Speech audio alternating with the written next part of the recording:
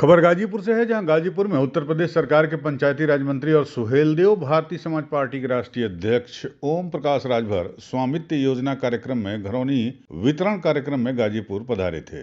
इस कार्यक्रम के बाद पत्रकारों से बातचीत के दौरान उन्होंने इस योजना की तारीफ करते हुए कहा कि प्रधानमंत्री जी की इस योजना से गरीब वंचितों को लाभ मिलेगा।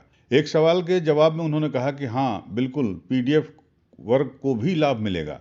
मैं पढ़ा हूँ, समझा है कि नहीं, वो सुनी नहीं जा रही है। वो आकर मुझसे मिल सकते हैं, जो पीडीए के समर्थक हैं, मैं उनकी समस्या हल करवा दूंगा।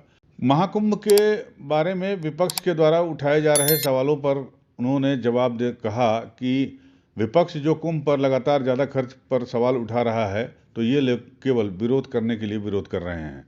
सरकार उनकी भी थी और उस वक्त भी कुंभ लगा था, तो ये लोग ज़्यादा अच्छी तरह से जानते होंगे कि जो किए थे अब वही बता रहे हैं। उन्होंने कुंभ में संगम स्नान के बारे में बताया कि पंचायती राज विभाग के साथ आगामी 9 फरवरी को वो कुंभ स्नान करने जाएंगे।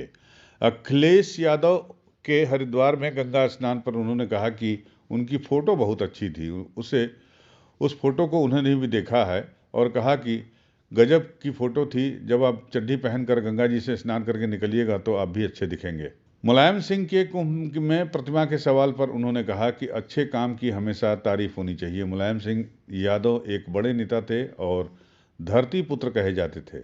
दिल्ली चुनाव और मिल्कीपुर यूपी चुनाव में एनडीए की जीत का उन्होंने भी दावा किया और कहा कि मैं 2 जनसभा कर चुका हूं। आगामी 5 तारीख को वोटिंग होगी, 8 तारीख को रिजल्ट आएगा, तो रिजल्ट वाले दिन आप देख लीजिएगा। उन्होंने साफ तौर पर कहा कि मिल्कीपुर उपचुनाव में जनता प्रायश्चित कर रही है। इस बार एनडीए की ही जीत मिल्कीपुर में होगी। उधर गाजीपुर जिला पंचायत के सदस्यों के साथ लगातार बैठकों के निरस्त होने के सवाल पर उन्होंने कहा कि बात होनी चाहिए और अगर सदस्यों को किसी बात की नाराजगी है तो अध्यक्ष जी से मैं समय लेकर मिल लेना चाहूँगा। विरोध करने से कुछ भी हासिल नहीं होता। बहरहाल अध्यक्ष की सीट खतरे में है या नहीं, इस सवाल पर उन्होंने हंसकर कहा कि अब कानून ऐसा हो गया है कि 2/3 बहुमत कहाँ से मिलेगा। प्रधानमंत्री जी ने एक स्वामित्व योजना लॉन्च किया है और उस योजना के तहत जो जैसे खेत का नंबर है कृषि, उसी तरह आबादी में बसने वालों की संख्या हजारों की है और 1 या 2 नंबर है, तो उसमें विवाद ज़्यादा होते थे। तो सरकार की मंशा है कि जो जहाँ बसा है, जितना एरिया है, उसको जो है उसके नाम से दर्ज करके उनको घरौनी दे दिया जाए। और उसमें कुछ चीज़ें और निहित हैं कि उस घरौनी से बैंकों से लोन लेने में तमाम कागज़ जमा करने नहीं हैं। उससे लोन लेकर के विकास के लिए वो दुकान खोले, रोजगार करना जो भी चाहे वो करे। इसके लिए सरकार की मंशा है कि जो आबादी में छोटी छोटी चीज़ों को लेकर लोग झगड़े करते थे, तो मामला न्यायालय में जा कर के लड़ते थे गरीब, तो उससे निजात दिलाने का प्रयास हो रहा है। मैं कुंभ गया था और उस दिन स्नान नहीं किया।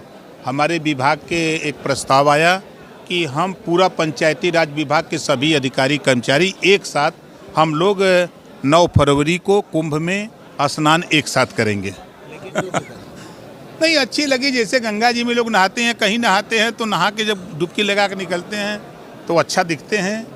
वही नहीं, जो भी आप भी जब जाएंगे ना, जब गंजी उंजी निकाल के चड्ढी पे जब नहाएंगे तब अच्छा दिखेंगे।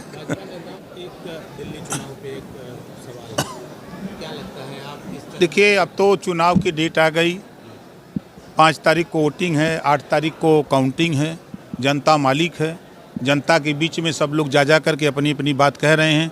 जनता जिसके पक्ष में मुहर लगाएगी, हम लोग प्रयास करत हैं एनडीए सरकार बने, दिल्ली में भी बने। हम लोग ये प्रयासरत हैं। यूपी न्यूज़ 9 के लिए गाजीपुर से प्रदीप शर्मा की रिपोर्ट।